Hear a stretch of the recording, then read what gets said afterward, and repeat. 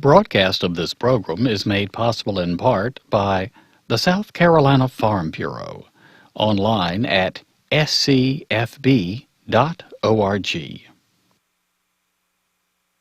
and by the Columbia Metropolitan Airport, online at columbiaairport.com, and by Time Warner Cable, online at timewarnercable.com.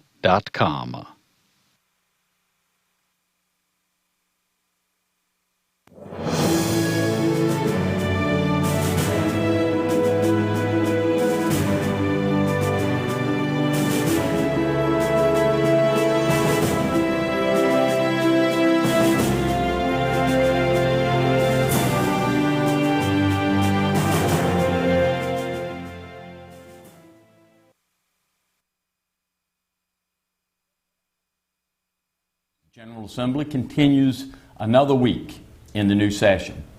New issues coming up. We're going to talk about a new issue, the growing issue that I've seen in the effort to take care of the aging in South Carolina, and two of our representatives, one senator, one state house representative, have seen with regulations. What are regulations? Why do we need them?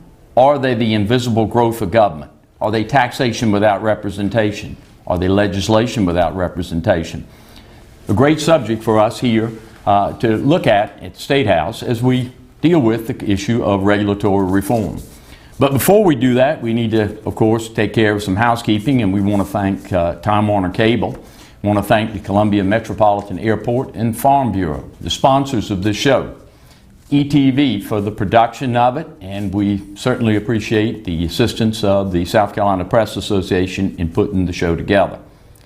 With that, I also want to welcome some of our very special and loyal viewers to the show. 518 of the Blott Building, I'm sure Representative Stavronakis and Zachary and Associates, all of them are gathered around their TV set as usual as we bring these subjects to you. So let me introduce my guests today, because the two of them very versed in this subject and understand it. Right next to me, Representative Jim Merrill, Berkeley, Charleston, your district, isn't it? Yes, sir. I am in Berkeley, Charleston. And Senator, again, I appreciate being on the show. And before you start, I did want to ask you, as you know, you have a loyal viewer in Michael Thompson, and he recently pointed out the front of the Senior Living magazine has you on it. And if I could get a autograph, he said he would appreciate that very much. Well, I know he's one of the fans of the show, and I'll make sure that we oblige him. Thank you, sir. Also understand you may have shown this picture to the South Carolina House of Representatives. It could have occurred, yes, sir. Yes, it could have. I had some mail, we just short on time I had for you, but I'll see that you get it. And, thank you. Glad to be here, though. All right, good to have you. And we have the voice from Anderson. Thank you. Senator Kevin Bryant comes to us. He serves, Senator, how many terms are you in now? Just started my third. Your third term. Yes, sir. Let me start out with y'all, for the public out here, regulation. What is a regulation? Can either of you tell me, what is a regulation? Does it start in the legislature, or does it start in the executive branch? I'll give it a quick try. What I view it as is a law that is promulgated by the bureaucracy. It doesn't go through the normal steps of going before the General Assembly, the House or Senate, and is debated. Generally, it starts internally in an agency, and sometimes we bring it on ourselves because we put into laws, we say that they will promulgate regulations, and that's really just kind of an abdication of our responsibilities. And those things have the weight of law, and they impact our citizenry tremendously. Senator Bryant, your take on it. A regulation is supposed to be the actual implementation, the practical carrying out of a statute that's passed by the General Assembly and signed by the governor. But unfortunately, as we'll probably get on to today, these regulations have gotten very broad, way out of the scope of the statute, to where some folks in these agencies, to be honest, as you've mentioned, if they want to pass law, run for the legislature. They shouldn't be writing these things and putting these things into effect. Most of the time they contain fee increases, and we've got unelected bureaucrats raising taxes. You know, a dollar that comes out of our constituents' pocket, whether it's reg, whether it's statute, whatever, it's still the dollar. So they don't know the difference, and they're getting hit really hard, especially with these fines and fees that go up without a representative elected body voting for these. All right, so let me ask you too. what I'm hearing you say then is that a reg is not a law, technically. It is the implementation of a law. So policy is made by statute and law, not by reg. Or it's not supposed to be. Not supposed to be. All right. A tax is taking money from the public. But you're telling me that fees can be tucked into these regulations? All the time. All right. So let me ask the two of you.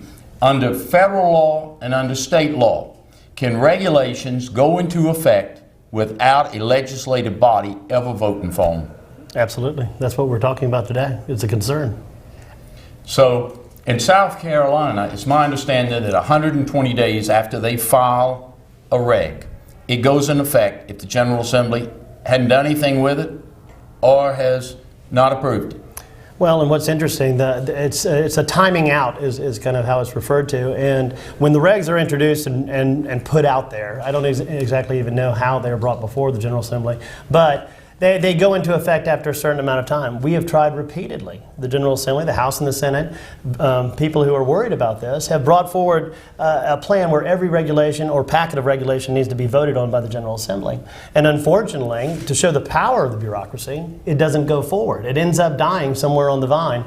And that's really a travesty because, like we're saying, it's basically a tacit tax increase without any voting by the elected officials.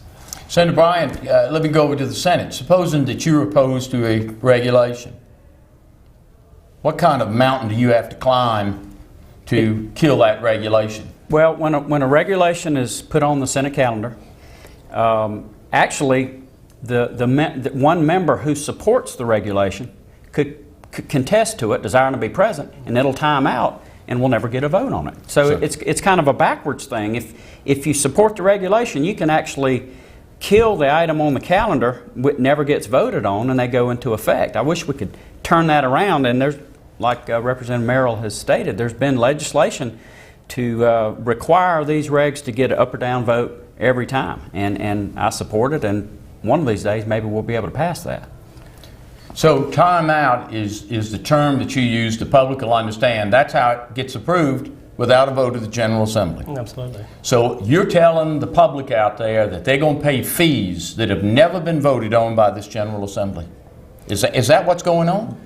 That's exactly what's going on. As a matter of fact, I would even say that the most obnoxious regulations actually die on the vine, never get voted on, and they go into effective law without a up or down vote by the legislature. Isn't this government by autopilot? That's exactly what it is. It's government by autopilot, taxation without representation. I believe there was a movement against that a couple hundred years ago, but we see it. I would have think you wouldn't have this in America, but we do, and it happens all the time. And the reason I'm asking you to is because we have this debate in America. We have it in election campaigns. I've seen it in congressional campaigns and stuff, and I know where you two are. You're opposed to regs going in effect without a vote. All these people who claim they're for limited government and stopping the growth of government, and these regs are coming out of the executive branch, not the legislative branch, and are going into effect. So government is being grown by bureaucrats, and they can fund themselves with fees.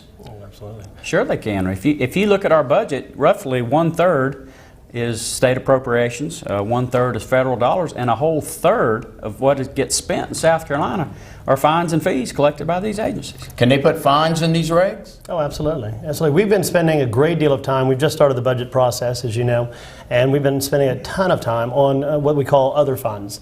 And the other funds has, in effect, been a shadow budget in the state of South Carolina for a long time now. And we're only beginning to get a grip on it because when an agency imposes a fine or requests authorization for a fine, then it builds on the next year. That never goes away. And only recently have we started taking a good hard look at this and saying, all right, this was a one-time project. You came in, you asked for authorization for this. It was given to you. It's gone away, but the fine you're still collecting. And it's just ridiculous. Well, let me give you an example. Let's try to get it down now so the folks out there can understand it. There's a lot of debate about cap and trade in this country, which would drive electric rates up and everything. cap and trade, it's my understanding on the federal level, enough regs have gone through that the EPA has empowered itself to do it without the U.S. Congress ever really being able to do anything. Have you ever heard about that? I'm not familiar with that, but that's just one more example of this government growing by itself without any barriers whatsoever. Well, certainly on the local level, DHEC is our equivalent to the EPA to a certain extent, and DHEC has been promulgating regulations just sort of haphazardly for a long time, and the impact that it has on our business community is tremendous. I've seen it recently with when dealing with the port and the search for 50 feet dredging and the like, and who has control over the Savannah River. And DHEC promulgated regulations, and they came up and took authority, which they did not have previously. And again, it's caused problems both in our relationship with Georgia and in our business climate. So it can have a tremendous lasting effect. Well, and so let's go to some of those lasting effects for the people out there that are in business. Sales tax. Got a law that says what sales tax is on, what exemptions there are. But then DOR can go out there and promulgate regulations interpreting that, can't they? They can. So if they interpret it and they enforce their reg, somebody can have a tax put on them that the General Assembly really never specifically voted for. Well, and DOR has kind of gone, well, everybody knows they've gone off the boil here a little bit. But the fact is, what they've done recently, a while back, we started getting into this thing, it's the so-called Maybank money. And we said, all right, they said, if you give us a little bit more money for inspectors, we'll find additional revenue. And that was a mistake by the General Assembly, quite frankly. And they went out, and then they started interpreting and finding new streams of revenue and fees and fines that we did not intend as a General Assembly. And it's created a problem. I recently received a letter from a fellow that owns a hotel, and they are charged, and he pays his fines or he pays his taxes and fees the way he's supposed to. But they went back and they decided that because he offers I guess a spa service or something of this, that they would go back for the last 10 or 12 years, and they would charge him a fee for those because they thought he should have been collecting they should have been collecting a fee on top of what he had already paid because he offered that within his hotel. Now, nowhere does it say that they can do that, but they went and he had to settle. It cost him tens of thousands of dollars to settle this. So he ends up, well, if DOR would have spent as much attention on their own records as they did on his and others, we wouldn't all be in the mess that we're in across South Carolina right now. You're absolutely right. I can give you another example in my industry. I'm a pharmacist. I have a pharmacy in Anderson. Prescription drugs are not supposed to be taxed. We're not supposed to have sales tax on a prescription drug. If you come in the drugstore with a prescription for something that's over the counter, say it's for Benadryl, I handle that like a prescription because your doctor obviously wrote the prescription because he's very concerned with it. Well, DOR has been auditing some drugstores and saying, hey, you're supposed to collect a sales tax on that over-the-counter item, but it was handled as a prescription. There's another stream they've had. They've actually, some stores that do a lot of business with nursing homes do a lot more of this type of thing because everything has to be on a prescription in a nursing home, whether it's over-the-counter or not. And some of the pharmacies that dealt with nursing homes got hit for several $1,000s going several years back on a tax that you can't collect from the consumer. So it's a tax on the pharmacy. So they're having to pull money out of their pocket because of an interpretation, because of the application of something that the General Assembly may have never voted on. You're exactly right. They can't go to the consumer and collect the tax because you can't put a sales tax on a prescription item. So it was a tax on the store, which wasn't intended to happen. It was one of these how an agency has taken a statute and extended it by regulation just to help the bottom line, to help them bring in more money. Don't we all wish they'd taken some of that money and done something with security? Yeah, I should have been spending. Some guy in Russia's happy right now. But, and Senator, and as another example to follow up with Senator Bryant's time, I was recently doing work on bus specifications. And it is amazing that we had some of the private sector sit down and look at the bus specifications, because we haven't been buying buses the way we need to.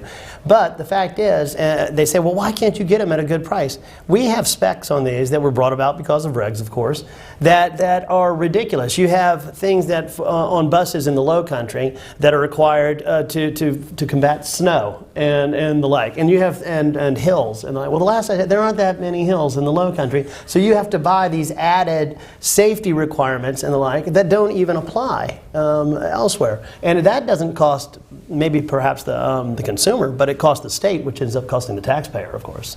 That's the one size fits all. We ran into that in the aging issue with parents who came in whose children needed wheelchairs. The regs only will reimburse for one type of this wheelchair. But the wheelchair they need, because it doesn't fit the regs, they can't get it. I mean, it's frustrating when you see what I call regulatory government, grown by bureaucrats, growing, taking people's money, taking their freedom, and I believe it encroaches upon the legislative process. I really do. What's the solution? Well, the one size fits all. I'm glad you said that, and I know that we're here to be interviewed and be on the show. But you gave us a story about an elderly home with the locks on the doors, and I confronted very much the same thing with a private entity that helps with behavioral health, and they had to spend tens of thousands of dollars to install these locks that ended up not allowing entrance and egress, and it was counterproductive to what we wanted. And a situation could occur where people are locked into these homes and they're not able to get out, and they say, well, these are the statewide regs, this is the way you have to conform to it. Well, common sense is kind of going out the window, and that's what we need to infuse, a little bit of common sense in this process. I've got another one for you, Governor. We found out that the fire marshal was requiring the Department of Corrections to have fire sprinklers in a concrete shower. All the shower stalls in the corrections, they were told they have to put in a fire sprinkler. When did concrete become combustion? You got a shower with concrete and stainless steel walls, and tell me, why in the world do you need a fire sprinkler in a shower? And our corrections is one of the lowest funded, it might be the lowest funded per inmate in the country, and they just don't have money sitting around to put in fire sprinklers in shower stalls, I assure you. Well, I noticed y'all passed a bill to make sure that people that were aiding seniors or vulnerable adults in their homes had a background check, so that you knew they weren't a drug addict, they weren't a criminal, and that they carried workers' comp, they were with the company, so if they got hurt, the person's home wasn't at stake under workers' comp. About a 2.5-page bill. I think Representative Horn had steered that one through. Great piece of legislation. DHEC got a hold of it and produced over 22 pages of regulations that included a diary that people had to keep of how many bathroom breaks they assisted them with. And then it used language, and I would like your reaction to this. And let me preface my remark by saying DHEC has subsequently withdrawn the reg, but it got put in and would have gone through if questions had not been asked. It goes on and it says they're to keep records on the vulnerable adults' allergies, pets, etc. Can you tell me what etc. is in a regulation and what that means to the public out there? Well, what it means to me is that somebody was too lazy to go out and try and truly define what they wanted to accumulate and what information they needed. And that opens up an ambiguity that from there on out will cause problems. I mean, that's a perfect example of what an open-ended solution to a problem that doesn't exist, really. There is no bounds how that word etc. could be extended. And here's another issue. Isn't that the imagination of a bureaucrat? That's to their imagination. But sometimes they confuse good business practices. Is it a good practice to have that diary? I don't know. I'm not in that business. But the market can determine that. But they confuse good business practices with it's the role of government to make folks do this. But isn't that a cost driver? If these people need assistance, they're struggling out there for somebody to come in and assist them to get out of bed and help them get dressed in the morning so they can stay in their home. What in the world do we need detailed diaries that are kept for 6 years? Well, on a statute that only dealt with background checks and workers' comp. Isn't that a policy decision? Aren't the agencies getting involved in writing policy because they don't want to have to come through the legislature, apparently? Well, that's exactly what we were saying. It is a policy decision, and I think it stems from the attitude of many of our agencies, and that's the fact that instead of trying to facilitate good care or what the mission of that particular industry is doing and trying to accomplish, I think that we're so many times taking a combative approach. The agencies go in and say, instead of how can I help you accomplish what you're trying to do, they go in and they say, you must be doing something wrong, so I want to go out and I want to fix it that way. And that's wrong. That's just the wrong way. So they're cost drivers. Absolutely. Sure they are, and it probably will interfere with the quality of care that home giver can provide. If they're worried about all this paperwork, they might not have as much focus on the patient. That's what they're there for. But a lot of times these regulations get folks more involved with paperwork than actually doing their job. Well, let me ask the two of you. If they can get fines and they can get fees without a vote of the General Assembly, and they're cost drivers, then for the people out there that are watching this program, aren't they also going to pay for it in higher cost in the marketplace? Well, the market responds to what government ends up doing so many times. So yeah, if we're imposing more fines and fees on businesses, that's going to be passed along to the people who are actually using those. So absolutely, it's a perfect linear description of what's going on. And it's disappointing right now, Senator, because we try and combat it, and I think that there are people that are very conscientious and trying to do the right thing and monitor and make things good for people. But at the same time, you have others that are kind of getting lazy in their approach to what an agency is supposed to do. Well, there's a bill. I've seen some bills being filed. I know the House acted on it. Sadly, the Senate didn't act on y'all's bill last year. It was on the calendar to require an affirmative vote of the General Assembly. Is the first step in regulatory reform, so they don't automatically go in effect. Is there some way we could sunset or go back and look at what all is out there now and begin trying to peel back some of what has occurred? Well, I think that the first step would be to get this legislation that requires an up or down vote by the legislature. And then after we get that, I think that would be a good idea to see if we can go back and see all these things that have grown sometimes so slow you don't really notice until you look back 10 years and see how big this regulatory agency has put power on themselves and ultimately the people that we represent. So that's a huge issue that we're going to have to tackle. Well, let me ask you, in the face of Agent Tour, it started out with some folks from the agent community, the providers, the stakeholders. They said, you know, why isn't somebody who represents us sitting there at the stage when these regulations are hatched out? Instead of just bureaucrats, the folks who will be affected by it. So I'd ask the two of you, is there room in reform for putting, for instance, consumers or putting some business people who are affected in the stage that they're promulgated, so that the folks that potentially could benefit off the flow of fines and stuff aren't the only ones making the decision on the front end? Have y'all given any thought to that, or heard of anybody giving any thought to that? I think that we try and do that many times, but unfortunately I think the public has gotten to the part where they're frustrated. They think that their voice isn't being heard so many times. We come up here, we'll have committees, and the average Joe walks in and he wants to talk about his business and how said agency or regulation affects his business. But then the agencies have lobbyists over here who are saying, no, this is what we need to do. And unfortunately, I think frustration has grown. But yeah, that's something that needs to be done, as well as the second part of what you said, which is the sunsetting provisions. I mean, like Senator Bryant just said too, we have this bad habit in government of starting where last year left off. That's with budgeting, and it's also with regulations. And going back and reviewing and seeing how they came about, that almost never happens anymore, and it needs to.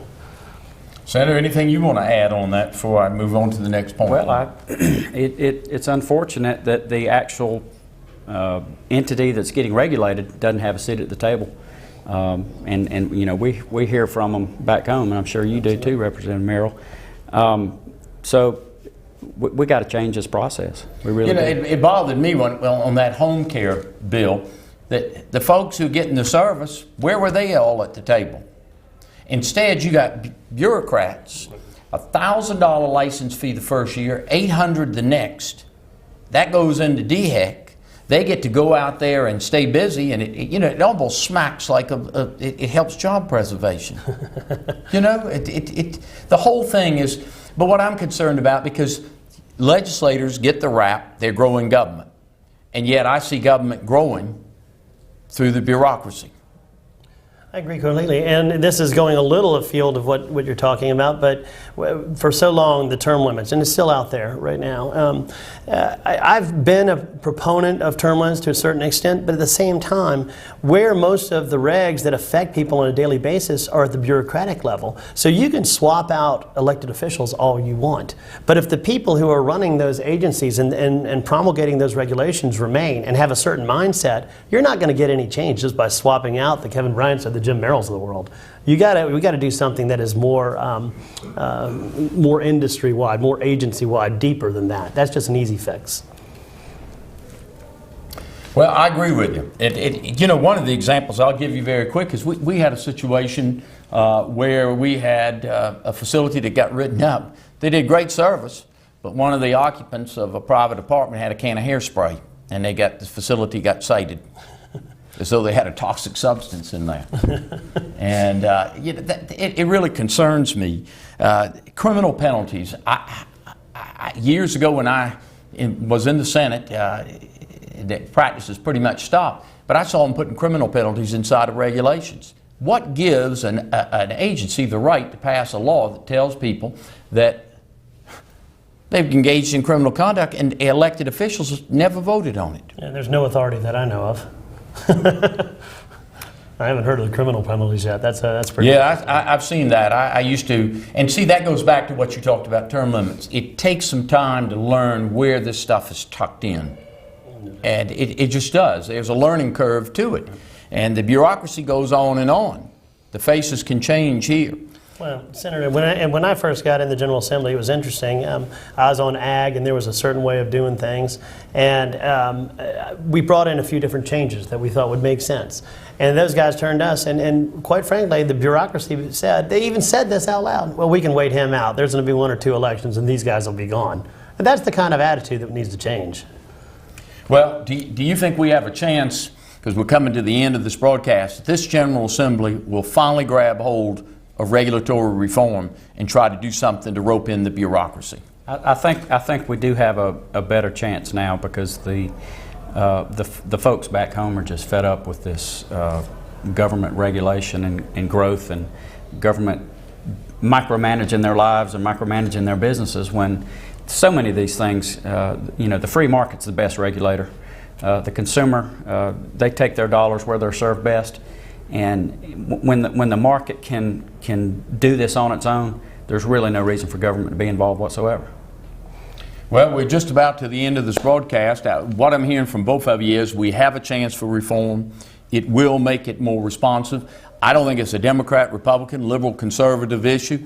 I think it's an issue of people back home getting service. And with that, we got to end our service on this broadcast because we're out of time. We want to thank you for tuning in. We'll be back next week with more issues here this week at the State House. Broadcast of this program is made possible in part by the South Carolina Farm Bureau, online at scfb.org, and by the Columbia Metropolitan Airport, online at columbiaairport.com, and by Time Warner Cable, online at timewarnercable.com.